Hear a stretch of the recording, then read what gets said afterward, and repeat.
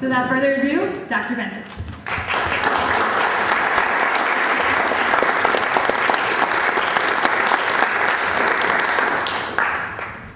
Oh, thank you very much. Can everybody hear me okay? How's that? Thank you very much, Kate, for that wonderful introduction. And I didn't realize that it had been 8 years that I've been doing General Burgoyne for you. When I do General Burgoyne, I always identify an introduction of himself. And I always say, I am 55 years old, and I've been in the Army since the age of 14, always an officer, of course. Well, I was closer to age 55, I guess, when we started, so I'll still always be 55 when I do General Burgoyne. It's a real pleasure to speak here tonight. It's a wonderful crowd. I really appreciate you all coming out on a beautiful night. Now, how many of you have heard of the Battle of Hubbardton? Wow, that's great. That's great. How many of you have been there? That's even better. Wow, this is a great crowd. This book just came out, so this is the second time that I'm doing this presentation. And the first time I did it, it was for an American Revolution roundtable in Morristown, New Jersey. And they meet at George Washington's headquarters in Morristown. It's a national park. And I started out with that same question. And we had a crowd of about this size. And I said, how many have heard of Hubbardton? 3 hands went up. And it's this size. I said, how many have been to the battlefield? 1 hand goes up. I said, well, I can tell you people anything you want, anything I can, you know. It's not going to be a problem. But let's see if I can coordinate this. Yeah, there we go. I'm going to talk to you tonight about the Battle of Hubbardton. Now, if you have been watching that first slide, you know that the subtitle of this book is the Rearguard Action That Saved America. And that's really a way to sell a book to people, because it makes it sound like it's the most important battle of all time, because it saved America from British dominance. I changed the title tonight because I figured somebody might challenge me on that. I have a very good friend in Richmond who is the president of our roundtable, and he thought I went a little bit overboard with the Rearguard Action That Saved America. So I'm going to scale it back a little bit and talk about the Rearguard Action That Saved the Northern Army. Now, why did I come up with that original subtitle? I studied Judson Kilpatrick a lot. He's a Civil War general, and he's featured in my next book, Kill Jeff Davis. And General Kilpatrick was very flamboyant. One of the officers in the Army said he got all his accolades from newspapers and politicians. And so I kind of modeled that subtitle after something General Burgoyne would have done to be able to sell books. Now, why should we write a book on the Battle of Hubbardton? Well, very good reason. There isn't one in print right now. In 1988, a man named Colonel John Williams wrote a monograph for the Vermont Historical Commission. And that book was sold at the Hubbardton Visitor Center for many, many years. Until about 4 years ago, maybe 5 years ago, it went out of print. And so when you would go to the Hubbardton battlefield, you couldn't pick up a book on the Battle of Hubbardton. They had all sorts of other books on the Revolution, and you could buy books about the campaign that ended at Saratoga, which would include maybe 4 or 5 or 6 pages on Hubbardton, but you couldn't buy anything that really looked at Hubbardton in depth. So I talked to the site manager over there, Carl Fuller, and I told him, I said, I think I'm going to fill that void that you have over here. And so that's why we came up with a book about the Battle of Hubbardton. Now, why should you read my book? Okay? And I'm going to get into this in more depth, but this is why I think it's a good book. And it's self-serving, I know, but what the heck, you're here, you're in front of me, I can say anything I want for the next 40 minutes, I was told. So, my book is more comprehensive than Williams's monograph. He started right at the battle. I have started Burgoyne landing at Ticonderoga. he came down Lake Champlain. I'll talk about that in a minute. But I start at Burgoyne investing Ticonderoga, the evacuation of Ticonderoga, how that is important to the Battle of Hubbardton. I have a new interpretation of Simon Fraser's leadership. He will be the British commander at Hubbardton. I try to dispel the myth about the British Grenadiers climbing over Mount Zion. And if you have been to Hubbardton, you probably know what I'm talking about, Mount Zion. I've got a couple of slides on it that'll give you an idea of how that just didn't happen. Although many historians have written about the Grenadiers coming over Mount Zion. I have a new interpretation on the action on Fraser's right flank. I have a new interpretation on the death of Colonel Ebenezer Francis. He was one of the 3 colonels that served on the American side at Hubbardton. I do not believe that he was killed running over Pittsford Ridge, as Colonel Williams portrayed it. I've used some German sources previously overlooked by previous writers. I was fortunate enough to make contact with Eric Schnitzer, who was the chief historian at Saratoga Battlefield, and Eric shared some wonderful articles on primary sources on Germans who were at the battle. And I think I have a new interpretation of Hubbardton and its impact on the Saratoga campaign. And I don't have to tell anybody in this room that the Battle of Saratoga was a turning point in the Revolution, and it happened just a few miles from here. So let's start with the commanders. John Burgoyne, 55 years old at the time of the battle. Everybody remember that, right? General Burgoyne is a cavalryman originally, but he is a good soldier. He has served in the 7 Years' War in Europe, in Portugal, and he has quite a reputation.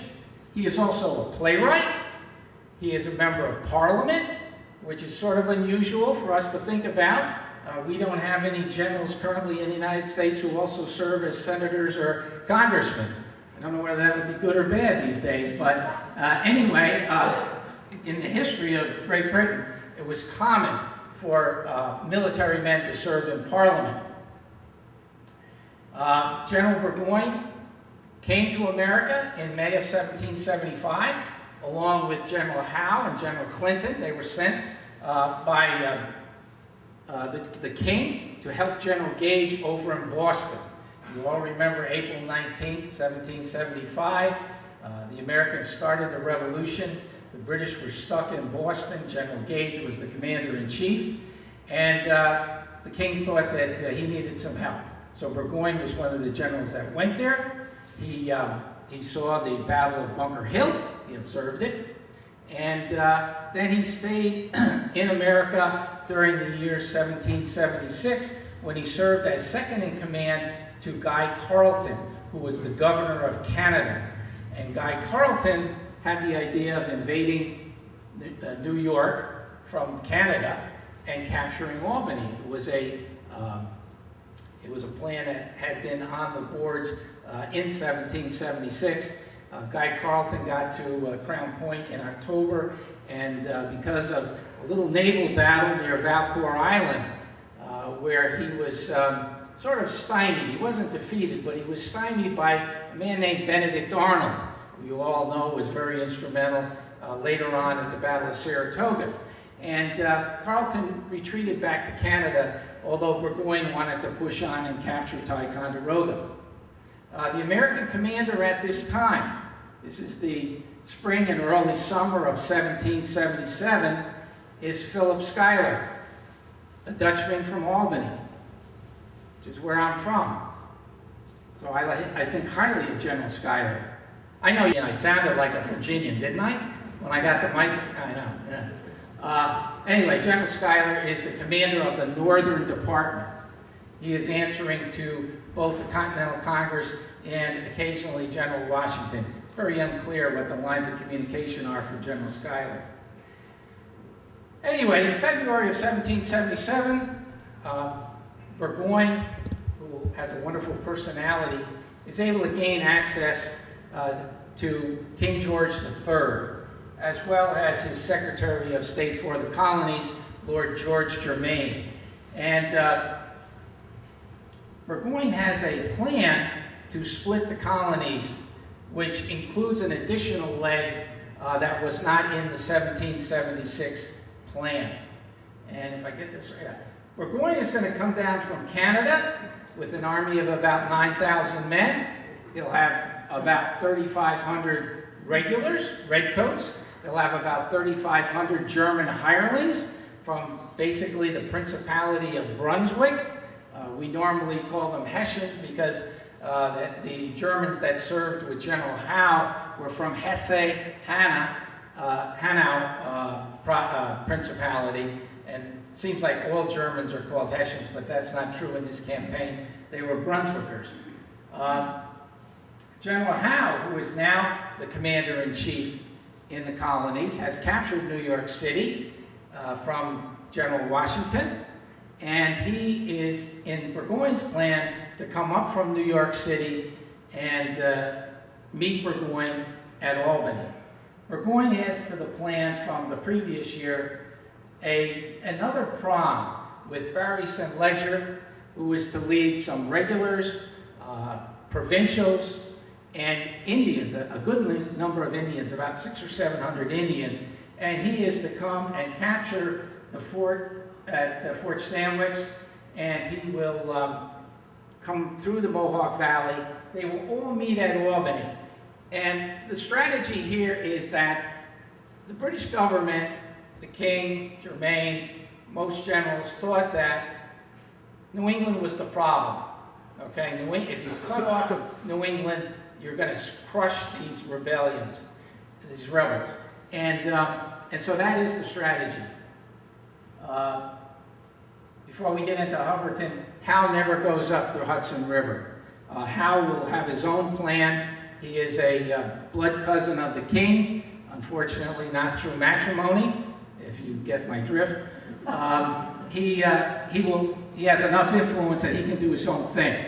And he decides to chase after Washington and capture Philadelphia instead of going up the Hudson River. Barry St. Ledger will get as far as Fort Stanwix, put a siege on the fort, but then he meets the Tryon County militia at Oriskany. He actually beats the Tryon County militia, but it's enough for him to give up the siege, and he will go back to Canada. Burgoyne, meanwhile, is going to come down from Canada with the army that I just described, and he will land about 3 miles north of Fort Ticonderoga, coming down Lake Champlain, and invest the fort. Now, Fort Ticonderoga at this time is an American base that had been captured by Ethan Allen and Benedict Arnold in May 1775. And as you probably heard the story, Washington and the Congress were very interested in maintaining Fort Ticonderoga as a very strategic point in the American defense system in the northern colonies. It also had a significant number of cannon when they captured it in the spring.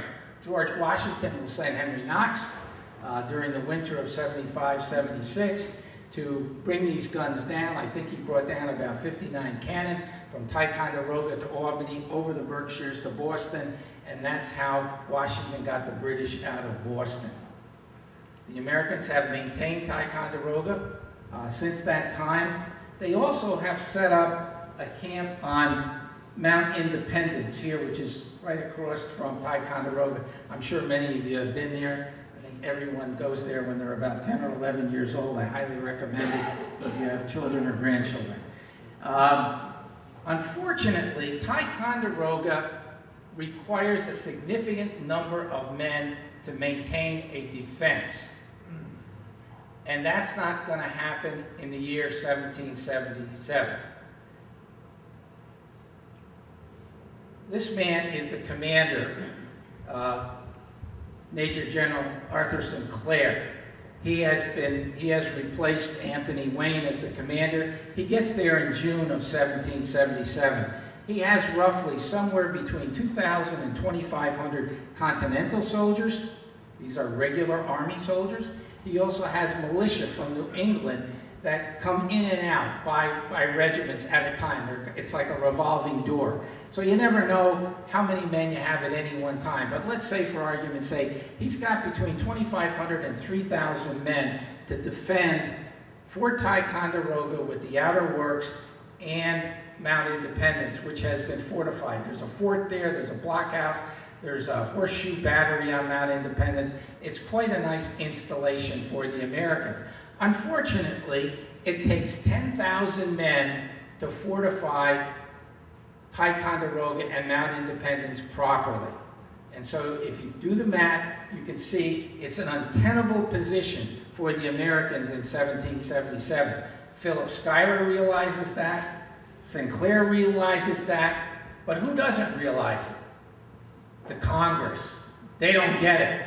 They don't get it. There's not enough men to hold the fort. But they think it's so important that when Sinclair abandons the fort, evacuates the fort, they will court-martial him, they will court-martial Philip Schuyler.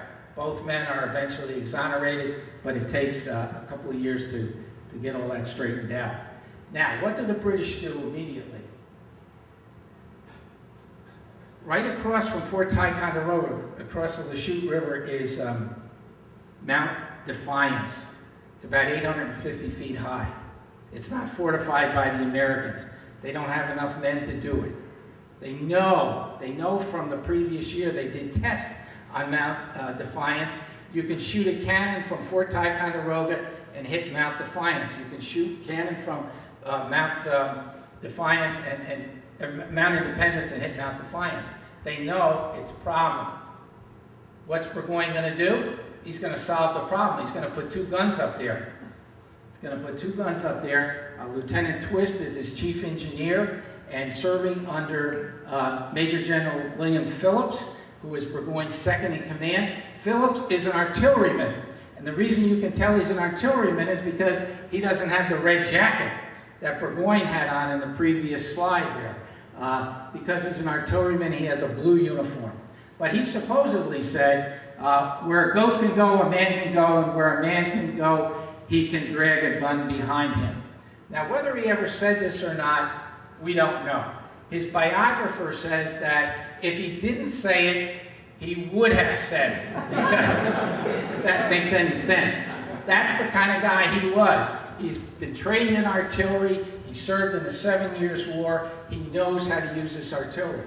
So Lieutenant Twist and Phillips get together, put two guns on Mount Independence, and when Sinclair sees the guns up there, he immediately calls his generals together. He has 3 generals, and they have a council of war, and they decide to evacuate the next day, actually during the night.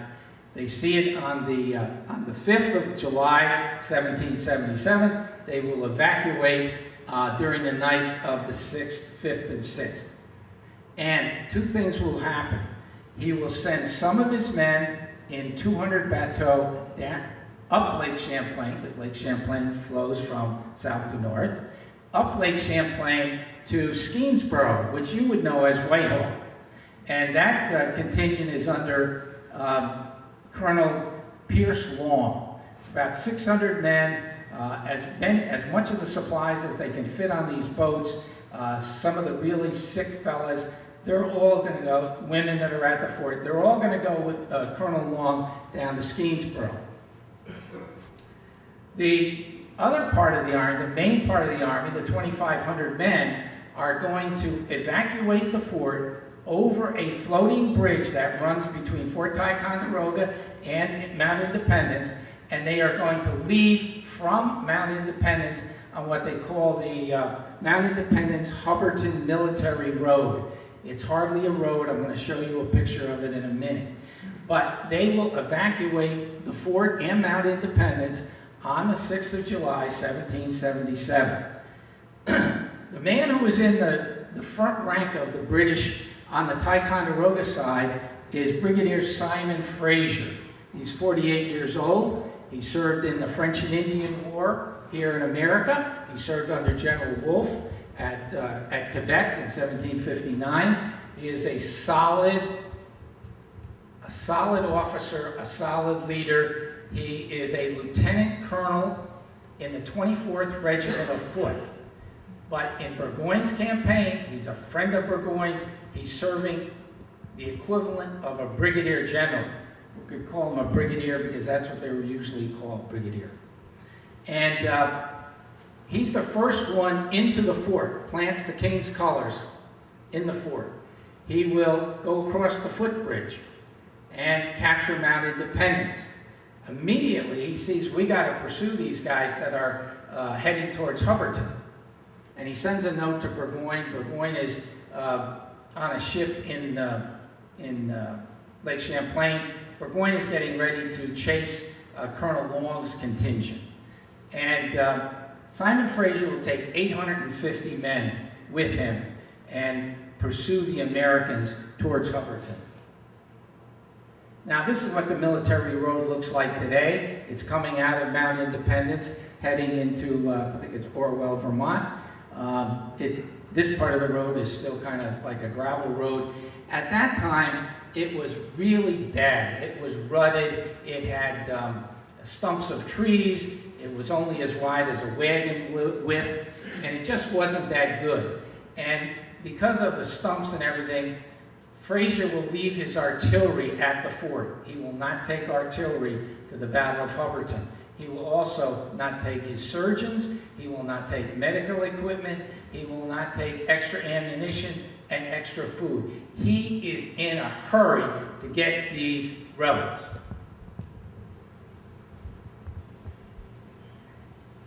After leaving Ticonderoga, Sinclair will come over here. This is like Bombazine, if any of you are familiar with it.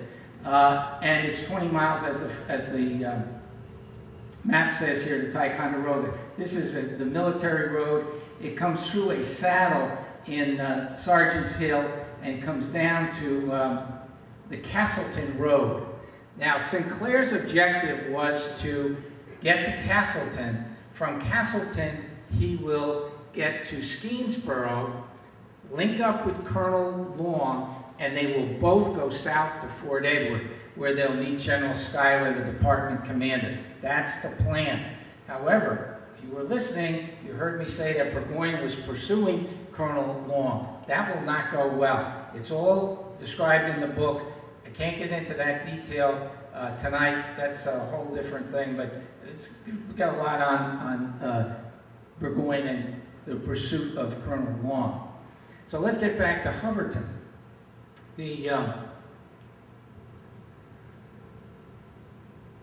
Sinclair will leave Colonel Seth Warner in charge of the rear guard at Hubbardton. Now, there are a lot of stragglers, there are a lot of disabled, there are a lot of sick, there are a lot of guys that are just drunk in the American Army, to the tune of about 250 to 300 men.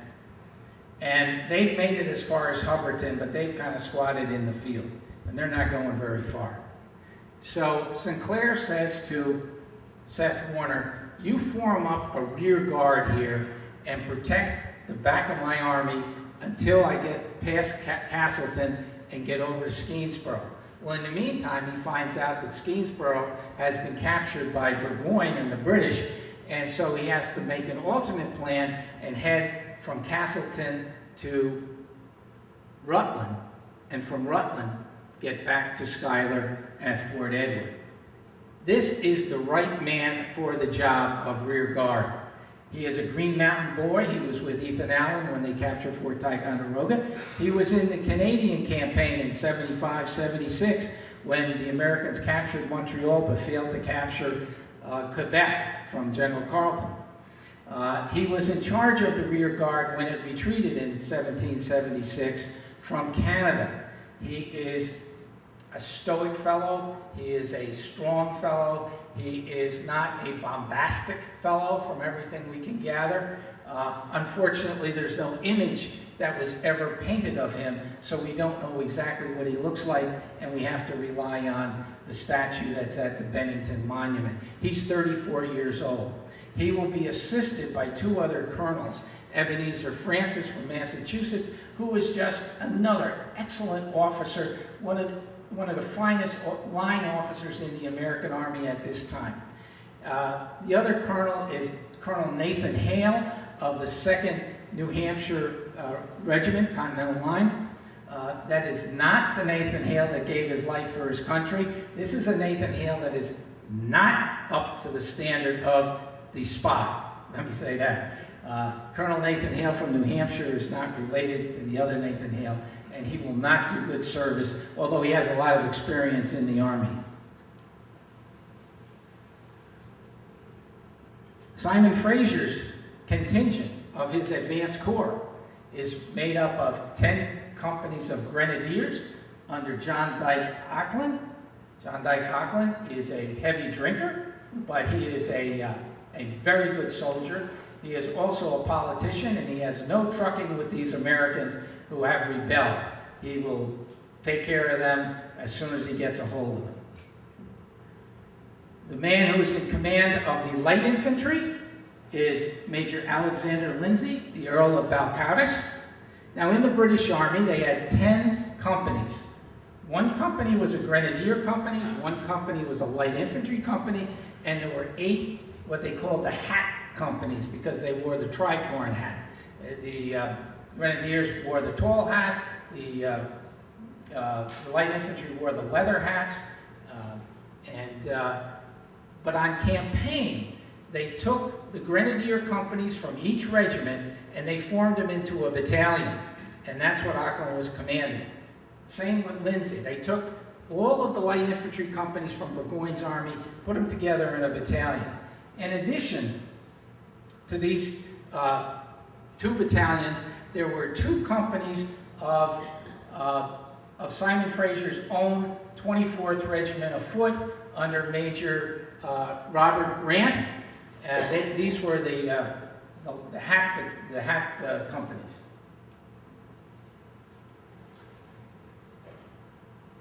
On the east side of Lake Champlain were the German troops that I mentioned very early in the presentation, the regulars. They were under the Baron Friedrich von Redesel. He is commanding all the Germans in Burgoyne's army. He was on the east side of the lake when the Americans evacuated. Unfortunately, he was not able to block them off. That's a long story, but suffice it to say, he wasn't able to do it. Burgoyne is going to send him as a backup for Simon Fraser, and he is going to take about 1,100 men and follow in Fraser's wake as Fraser is hot-footing it down the military road after the Americans. This gives you a better idea. That's the actual military road near Hubbardton, and that's pretty much what it looked like in 1775, I would imagine. Okay. This is the area of Hubbardton. 9 families are living there. One of them is the Selleck family, and that cabin right there will be used as headquarters for Seth Warner and his 2 colonels. There's a Sucker Brook that's running through a narrow valley near Hubbardton, and that's where these stragglers and sick men are being camped out here the day before the battle. This day before the battle is July 6th. The battle is going to be on the 7th. Now, Seth Warner does not want to fight a battle here. His job is to be the rear guard. Okay? So, on the early morning hours of the 7th of July, he's going to have his men lined up on the Castleton Road, ready to take off, ready to leave, and just stay right behind, Sinclair said, 2 miles behind my army. Just before dawn, there's some picket firing by the Americans on the British advance. There was a group of scouts, Indian and Tory loyalist scouts, that happened right up here near the saddle of Sergeant's Hill. And that really alerted Seth Warner that the battle was imminent if he didn't start moving. he didn't start moving. He stayed in line. And Fraser was able to get his men down into this valley and near Sucker Brook. And Grant's men are leading two companies of the two hack companies are leading the force. Behind them is Alexander Lindsay with the light infantry, and the grenadiers are bringing up the rear right here. And the opening fight will be down here in the valley of Sucker Brook area. And they will put up a little bit of resistance, but the British will take some heavy casualties up front here, with Grant being killed at Sucker Brook, but then the Americans will pretty much fall back into this area down here. Fraser will take command of the light infantry battalion because this is the Earl of Balcarres's first battle. So Simon Fraser himself will take over as the commander of the light infantry in order to attack the Americans here on Monument Hill. It was not called Monument Hill at the time. What happens is that Fraser will go off to the left of Grant and go up Monument Hill. Now, Seth Warner was not prepared for a battle at this time. He did not have his men on the military crest. He did not even have his men on the crest of the hill. And so they're basically on this road getting ready to march. Once Fraser comes running, I mean, in his report, he says, I ran up the hill. So Fraser is running up the hill with the light infantry companies. They gain the crest of the hill. At the same time, now the Americans are going to meet them, and they're going to face right. They're in a column headed towards Castleton. They're going to face right, and they are going to attack the Americans, attack the British who are coming over the hill, and sort of like two freight trains hitting at the top of Monument Hill. It's going to be very, very heavy fighting here, very heavy fighting on the crest and down the east side of Monument Hill until the Americans are pushed back. The Americans are doing some good here against Grant's men, and so Fraser has to bring in his grenadiers as the reserve. And he orders Auckland to come and sort of shore up his right flank. And that's exactly what the grenadiers will do, and they will gain the Castleton Road. And this makes it impossible for the Americans to retreat on a road. Okay, they're not going to be able to retreat on any kind of a highway to get to General Sinclair. Now, Mount Zion, I mentioned it earlier. That's Mount Zion right there. This is Monument Hill right here. It's about a half a mile. It's totally out of musket range. And any number of historians, if you read Ketchum or what have you, they will talk about the British going over Mount Zion. I think it's 1,400 feet high. And, no, I'm sorry, it's 1,100 feet high. And they have the grenadiers crawling up with their backpacks and their packs. And it just could not happen. And what happens is they get this from one primary source, Thomas Aubrey, who was at the battle, but he writes a memoir 14 years later, and he is a plagiarist. And it's quite evident that he's a plagiarist from all of his writings that you can trace back where he took different things from. And he sort of made up this story about the British climbing over Mount Zion. And what happens is, if we go back a second, there's a smaller hill here, right here in front of the military road, and that's where the grenadiers gained access to the highway. There's another picture of Mount Zion here. You can see there was an escarpment at Mount Zion, and it was used as a lookout for the Tories and the Indians that were with Fraser. And I was lucky enough to get this picture of a veteran of the Battle of Hubbardton that happened just to be there. It works out great for when you're doing a slide because you get somebody who's actually there. Where's General Riesel? Where is he? Fraser has sent back for messages, we need you. But Fraser was not that anxious to have him on the battle because if you remember, General Radisell was a major general. If he comes on the field, he is now the field commander. And I believe that Fraser precipitated the battle before he was ready. He did not have all his troops. He had his 850, but he didn't have the 1,100 Germans. And so he starts to panic because this battle is going seesaw back and forth on the east side of Monument Hill.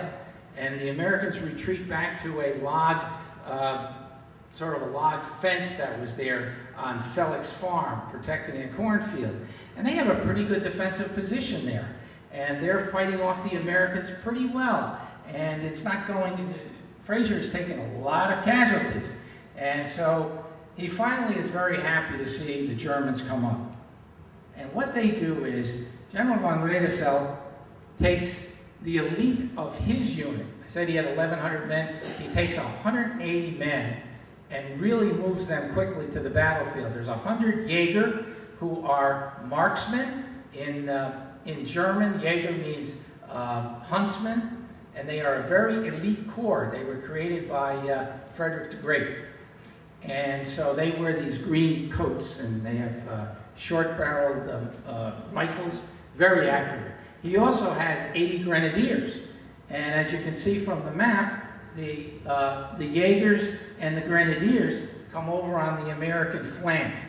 And they will outflank the Americans while the grenadiers are overlapping Fraser's men, Seth Warner's men on the left flank.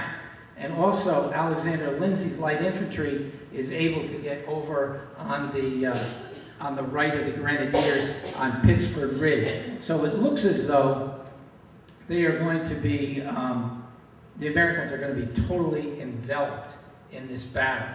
And so at this point, Ebenezer Francis is shot down. And that affects the American line because he is one of their strongest leaders in the fray here.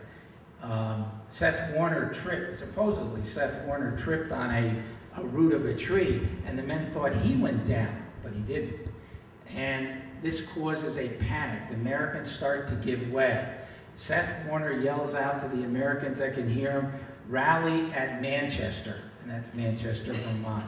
So the entire American line will fall apart, and Fraser's men will just come across that log fence with the Germans flanking the Americans on the right, and they will win a great tactical victory.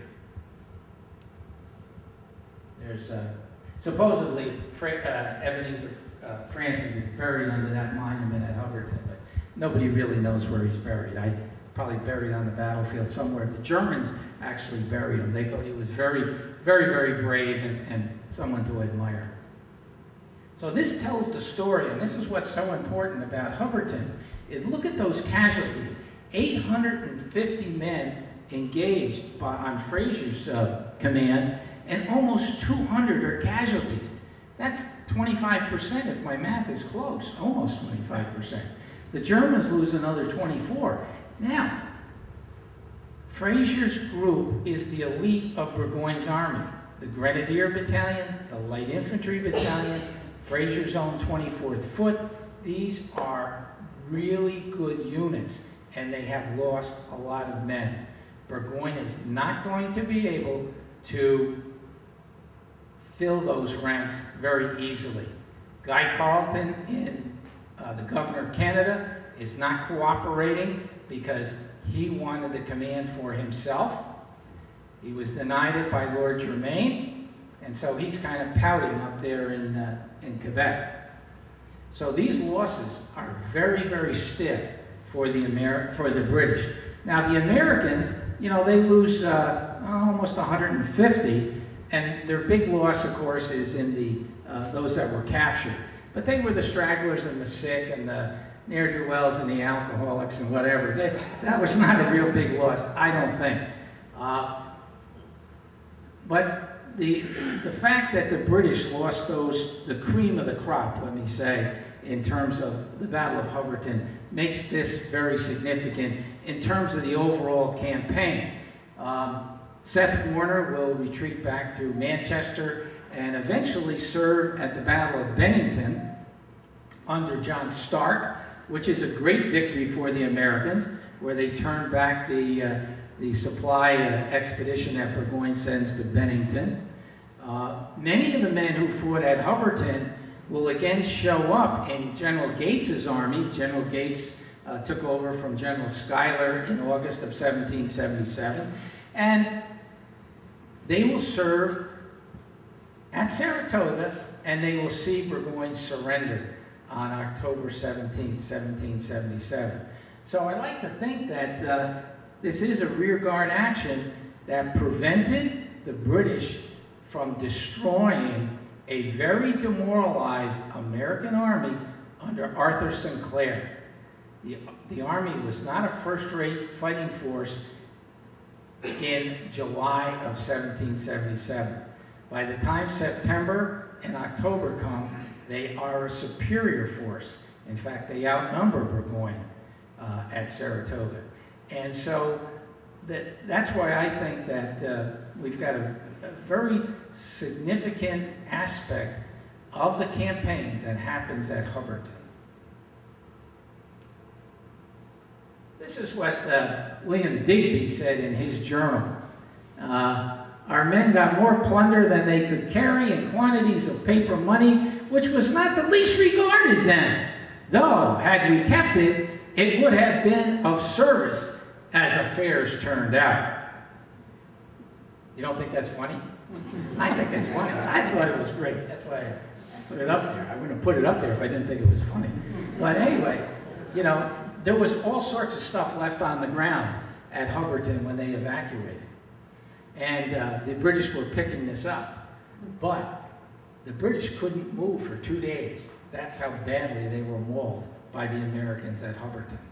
They just, Van Redesel was able to join up with Burgoyne at Skenesborough very, very easily, but the Fraser's men had to wait for the surgeons to arrive, for the food to arrive, for supplemental ammunition. They did not get to Skenesborough for several days, and it just goes to show you that the flower of Burgoyne's army, the advanced corps, which was so touted by Burgoyne, and why he picked Simon Fraser, and the impetuousness of Fraser, and how he thought he would handle himself, just was decimated on the battlefield, although it was a tactical victory. Now, I think I'm going to end now and ask for questions, but I know I didn't talk about the expedition to capture the Americans at Skenesborough, but that could be another talk, because here is Burgoyne's hound, and in a gunboat going down Lake Champlain chasing Colonel Long. So we're going to leave it at that, and thank you very much. You've been very attentive.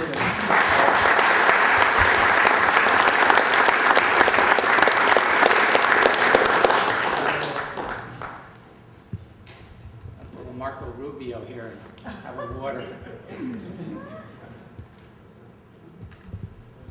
Yes, sir. Where were all the casualties buried? Wow. Where were all the casualties buried? On the field, I believe. They probably were not. They were not marked. There's no graveyard at Hubbardton to show that. They would usually just bury them right on the field because there was nothing else they could do.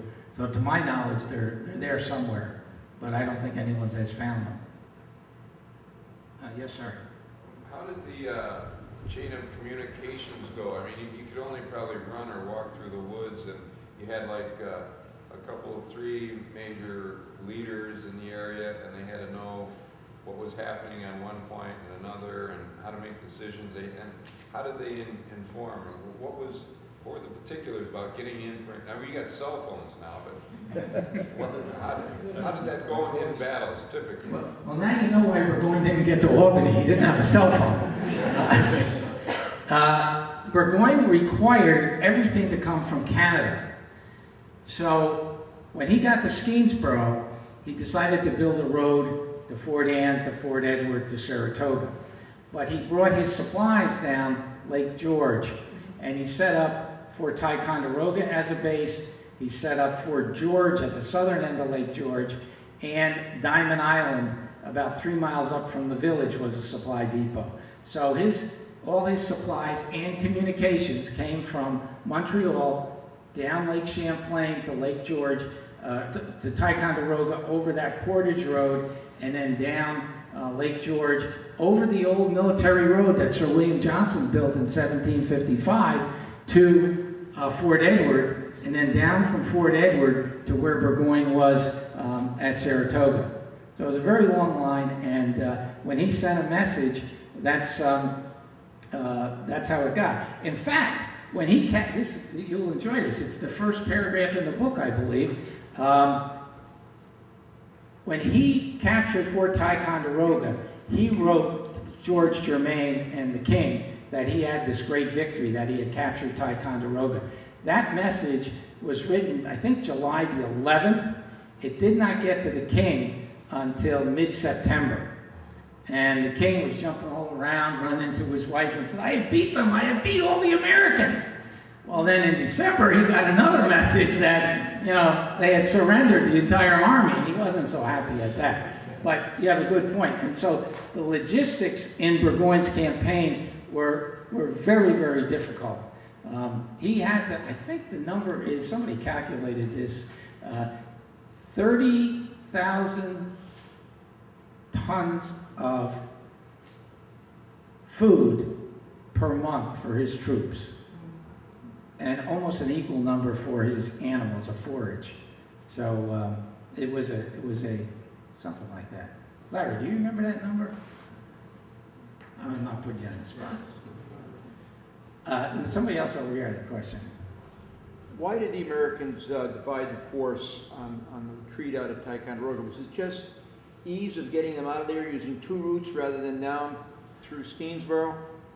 Why did they divide their force? On the retreat, yeah. They had 220 bateaux, so they didn't have enough boats for the whole force. They knew that they had a road they could use out of Mount Independence. So what he did is Sinclair tried to get as many wounded men or sick men that they couldn't walk at all, and then as many supplies and then some good troops down to Steensboro. That was his plan. The bulk of the force would be able to march overland to Hubbardton, Castleton, and then he thought they would all join together at Steensboro, but Johnny Burgoyne fouled them up. Yes, sir. They didn't take any of the cannons that were... No, they did not take any of the cannons. They couldn't take any cannons over the military road. It was just terrible. They did put some of the guns in the bateau, but not a lot of them. There were a number of cannon that were left at the fort. In fact, Fraser makes a comment in his report that he was surprised at how much armament they left. So that really grated on the Continental Congress, and that's why Sinclair was court-martialed because of leaving so much material there. They just thought that was a big waste of money.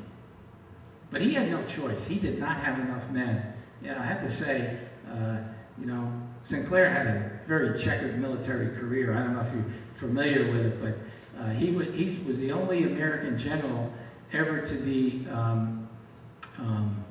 beat by American Indians until the Little Bighorn. And he was pretty much almost wiped out over on the Wabash River over there in, I guess that's Ohio or something like that. I'm not an expert on that, so I can't say. But Sinclair, he did make the right decision. He was not in a good position. Anyone else?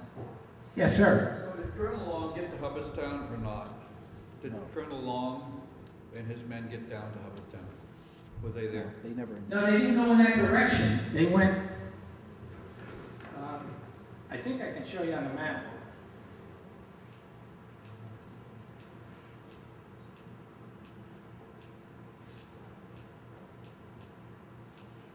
It's coming. There.